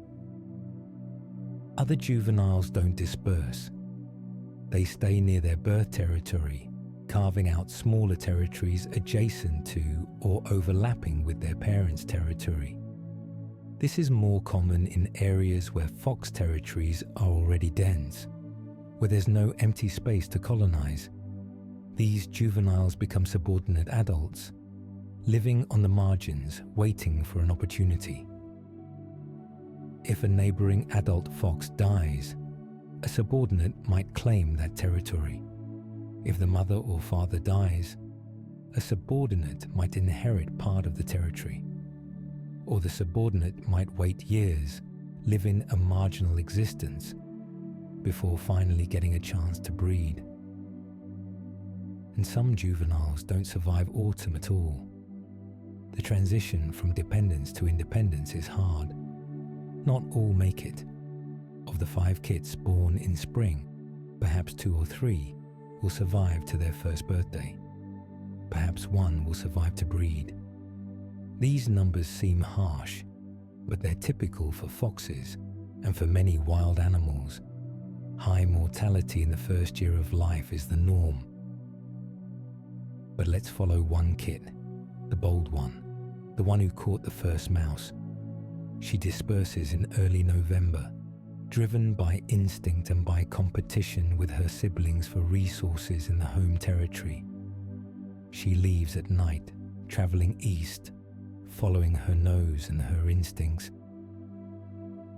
She covers 12 miles in the first night, an exhausting journey through unfamiliar country. She crosses fields, forests, roads, streams.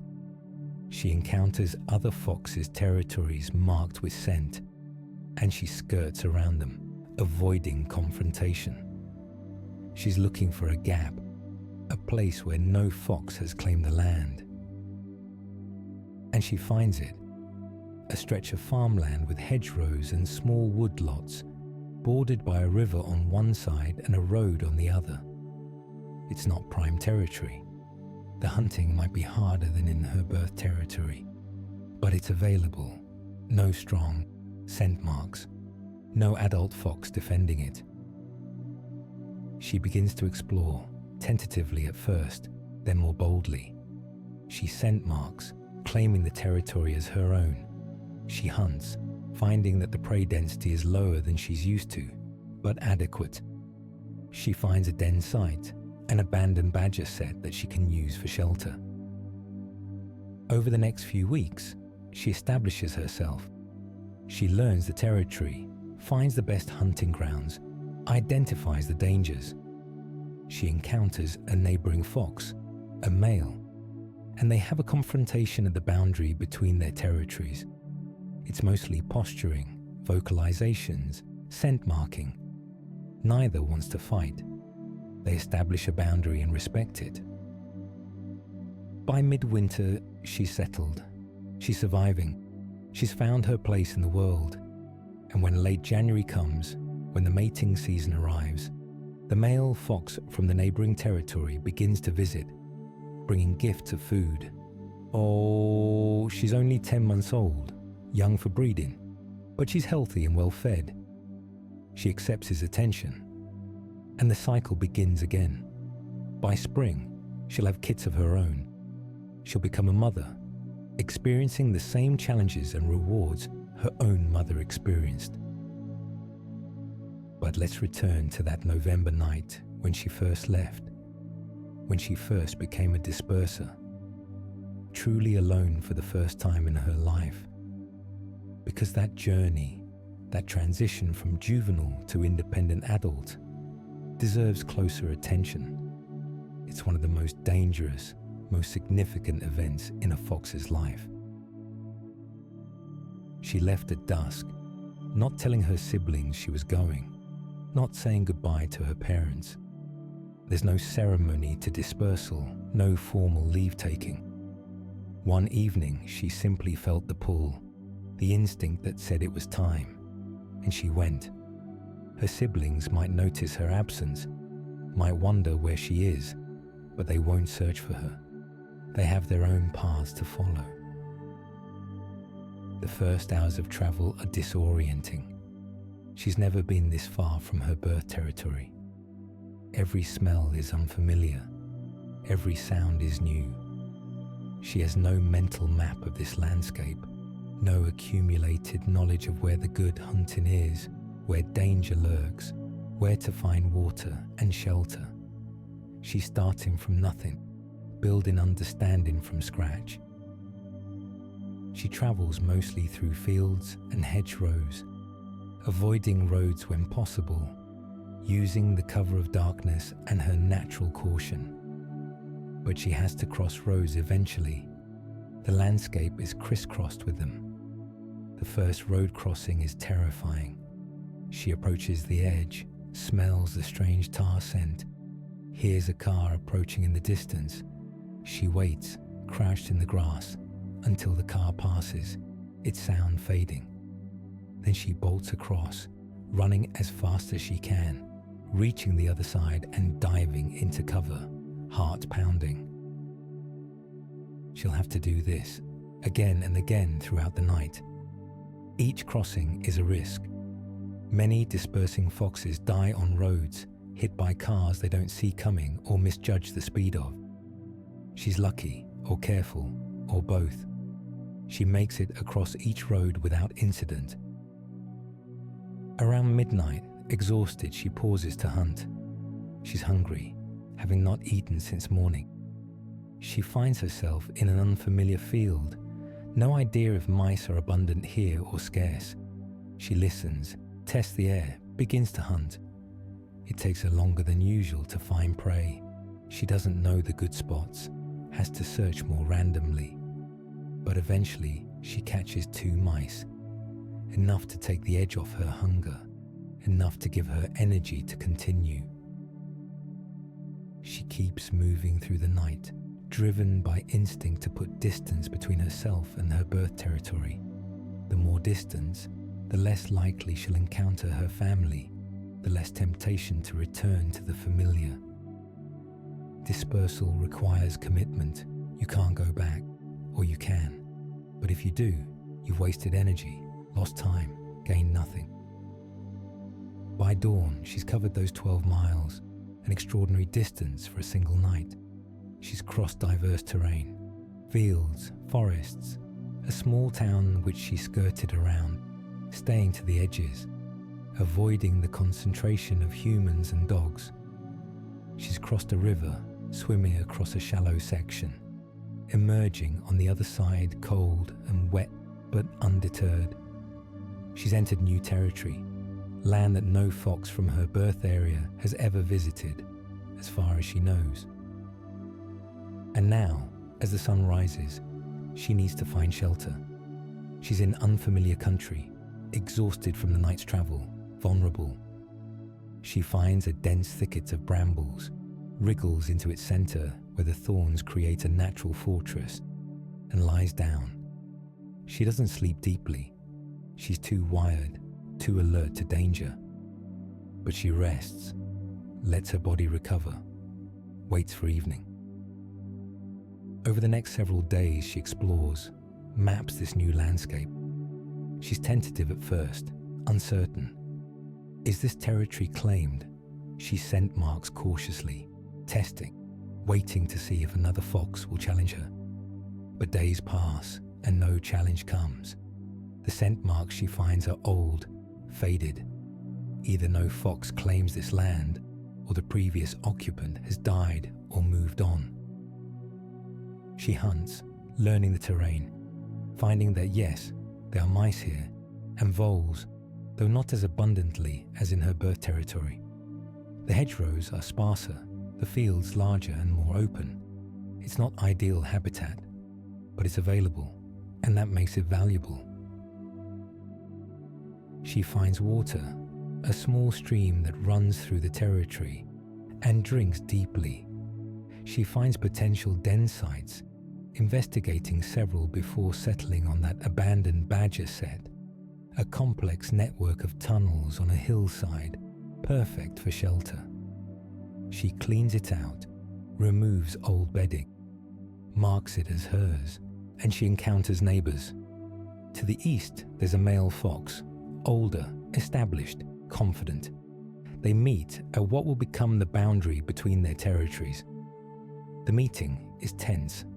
They circle each other, hackles raised, tails bushed out, making themselves look larger. They vocalize, sharp barks and screams, asserting themselves. But neither attacks. Physical fights are costly, dangerous. Better to establish boundaries through display and scent marking. After 10 minutes of posturing, they separate. The boundary is established, not as a line, but as a zone, an area where both their scent marks overlap, a buffer. They'll maintain this boundary through constant marking and occasional confrontations, but usually it will hold. To the south, she encounters a female fox, younger, perhaps a disperser from the previous year. This confrontation is more aggressive. The other female sees the new arrival as competition, a threat. They actually fight briefly, snapping and biting before separating. The new arrival, our bold kid, now a dispersing juvenile, holds her ground. She's committed to the territory. She's not leaving. The other female eventually backs down, retreats south. Perhaps she'll find territory elsewhere, or perhaps she'll settle into a subordinate role on the margins. Either way, our fox has successfully defended her claim. This is how territories are won, through confrontation and persistence, and a willingness to fight if necessary, though fighting is always a last resort. A young fox is establishing herself in the landscape, carving out a space that's hers. But territory ownership is just the beginning. She also has to survive her first winter alone. No parents to bring food when hunting fails. No siblings to help defend against intruders. Just herself, her skills, her resourcefulness. November turns to December. The weather grows colder. Some nights she goes hungry when hunting fails. She loses weight, her ribs becoming visible through her fur. But she persists. She learns the territory intimately, knows where mice are most abundant, where shelter from wind can be found, where water doesn't freeze. She adapts. And slowly, through December and into January, she not only survives but begins to thrive. She's learning, improving, becoming more efficient. Her success rate hunting increases as she masters the specific conditions of her territory. She's putting on weight again, building reserves. And then, in late January, the male from the neighboring territory begins to visit. He crosses the boundary they've maintained, approaches her den, leaves food. She's wary at first, but accepts the offering. Over the next few weeks, the courtship intensifies. By early February, they mate. And by spring, she'll give birth to her first litter, completing the cycle. This is the rhythm of fox life: birth, growth, dispersal, territory establishment, breeding, raising young, aging, death. And then the next generation does it all again. The pattern repeats endlessly, generation after generation, stretching back thousands of years. And that brings us to one of the deep truths about foxes, about all wild animals really. They exist in these cycles. Their lives aren't linear narratives with beginnings, middles, and ends, in the way human stories often are. They're circular, seasonal, cyclical. The same patterns repeat, with variation in the details, but consistency in the overall shape. There's something soothing in that, isn't there?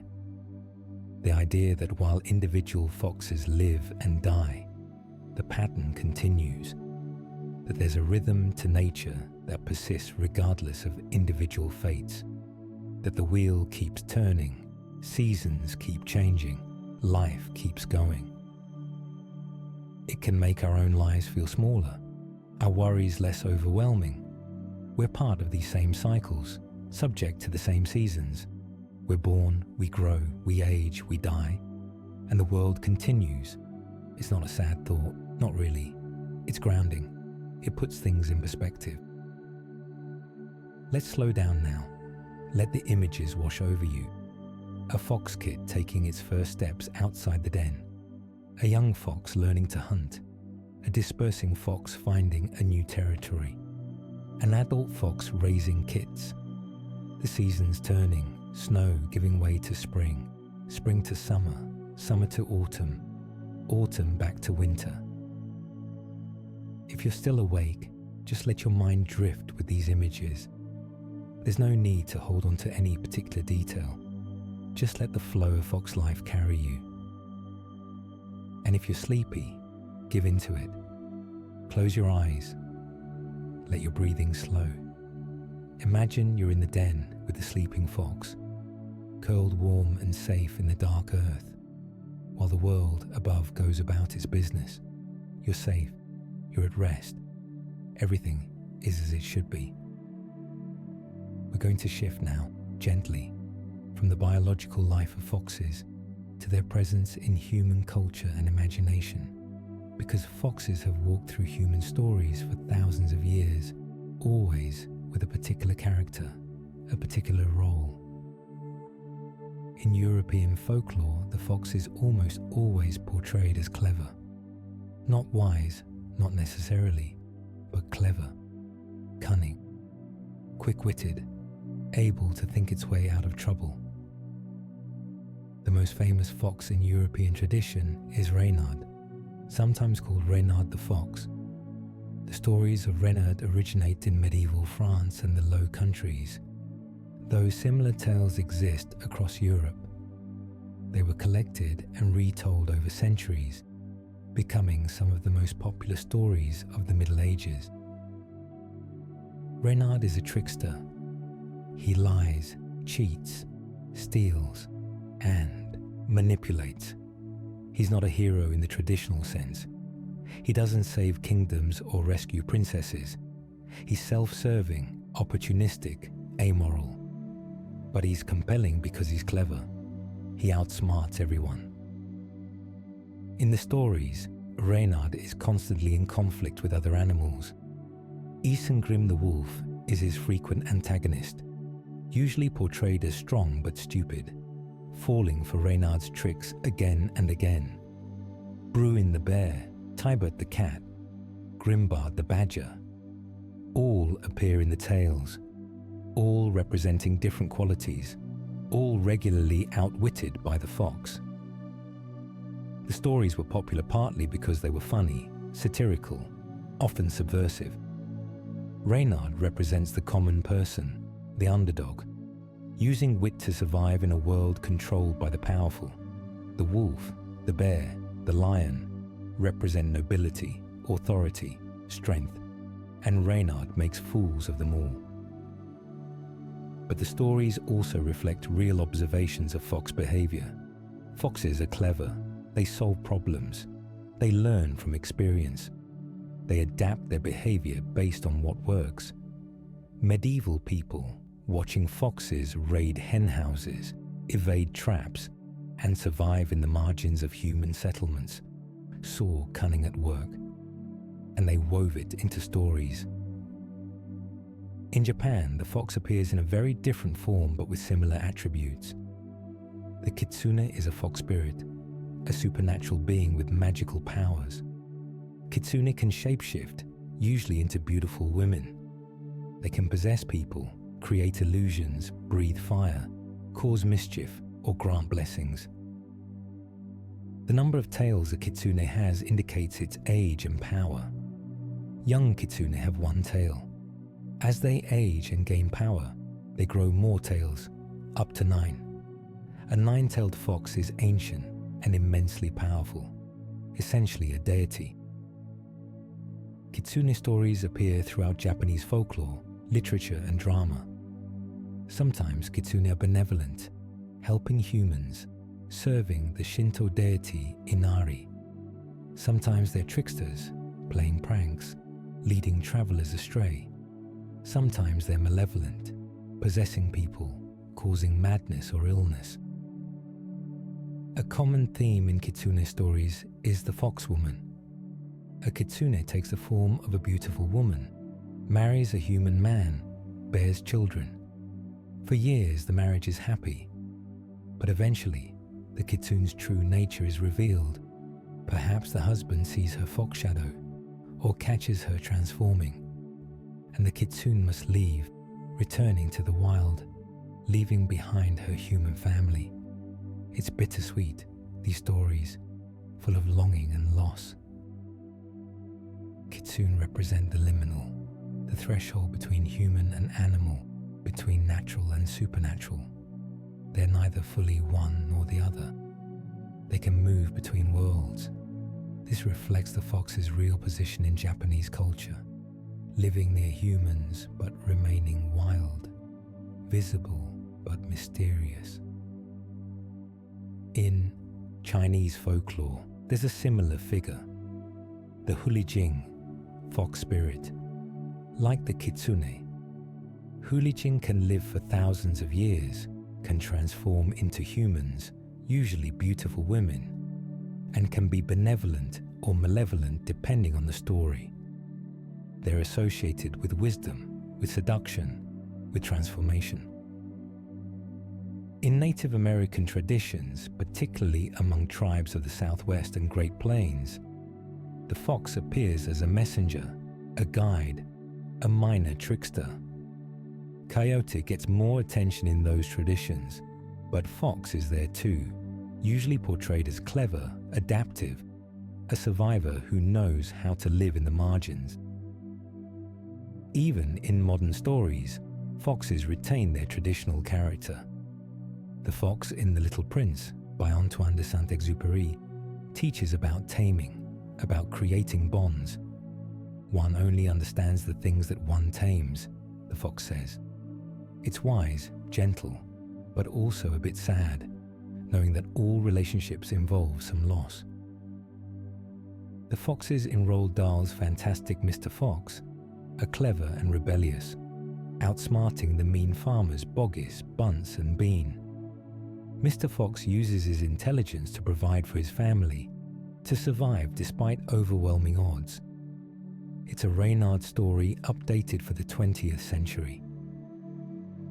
In fables and fairy tales from around the world, the fox appears repeatedly, sometimes as the clever one who escapes the trap, sometimes as the one who outsmarts the powerful but gets his comeuppance in the end, sometimes as the guide who helps the hero with advice or magical gifts.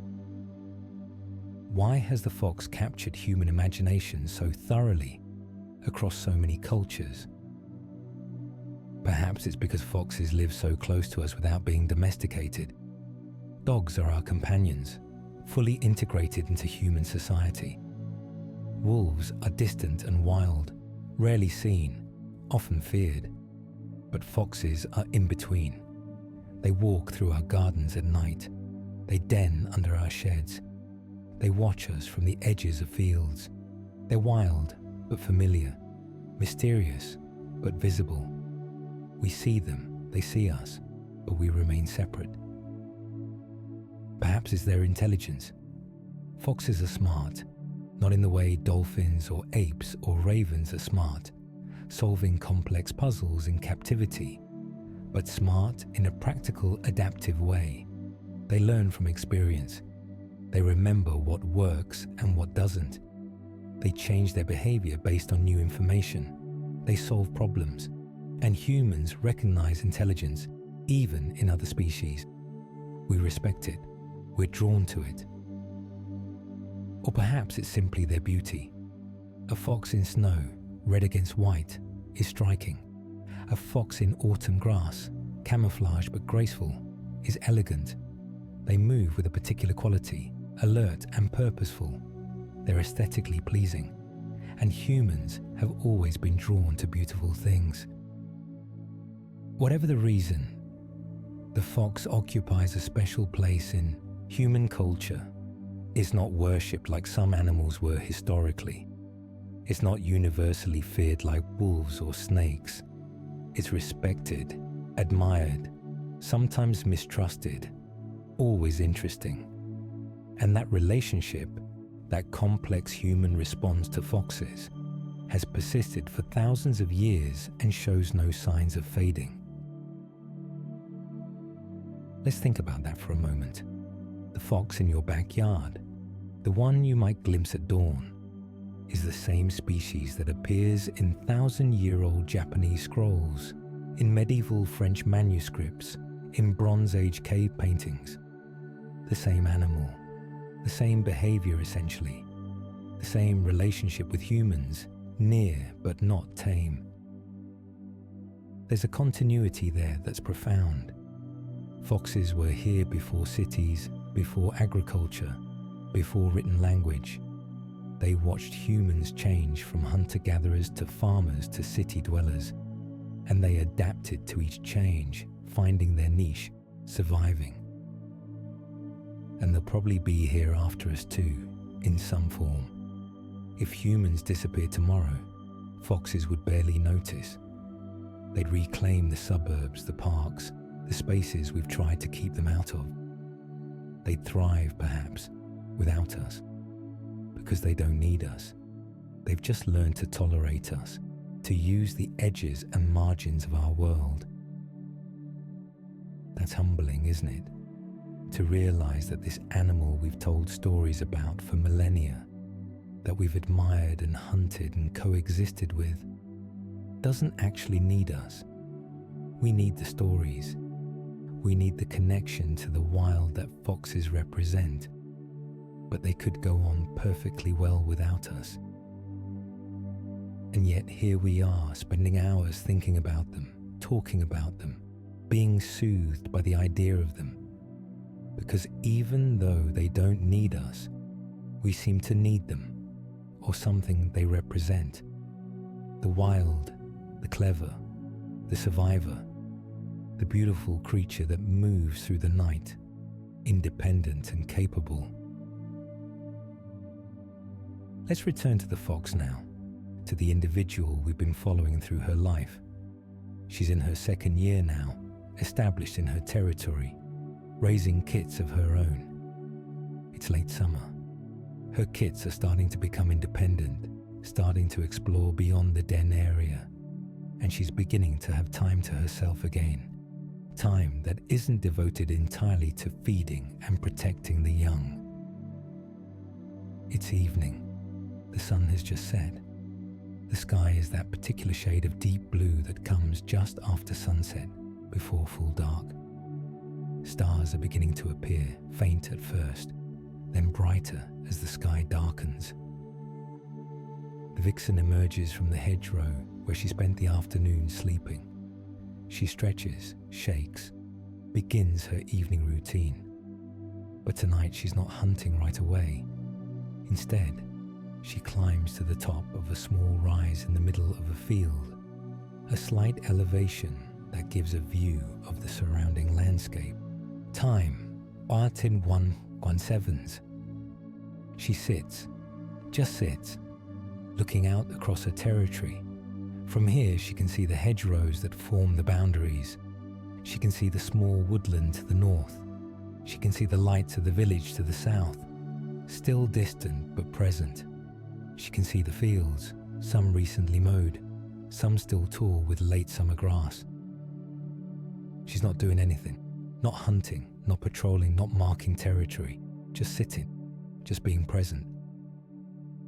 A barn owl flies past, low over the field, silent on soft wings. The vixen watches it pass. There's no conflict between them. They hunt the same prey, but there's plenty for both. The owl continues on its way, and the vixen remains still.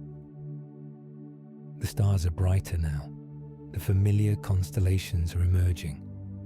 The vixen doesn't see patterns in the stars, doesn't recognize constellations, but she sees the light, the soft pinpricks against black, and perhaps there's something comforting in their constancy.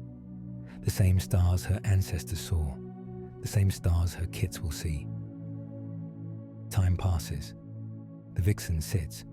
The night deepens. Eventually, hunger stirs. It's time to hunt. The vixen rises, shakes herself, and descends from the hill. She returns to her work, to the eternal rhythm of hunting and eating and surviving.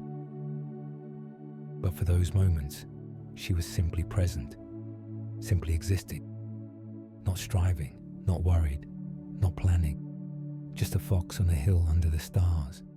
And there's a profound peace in that image, a stillness that has nothing to do with inactivity and everything to do with complete presence.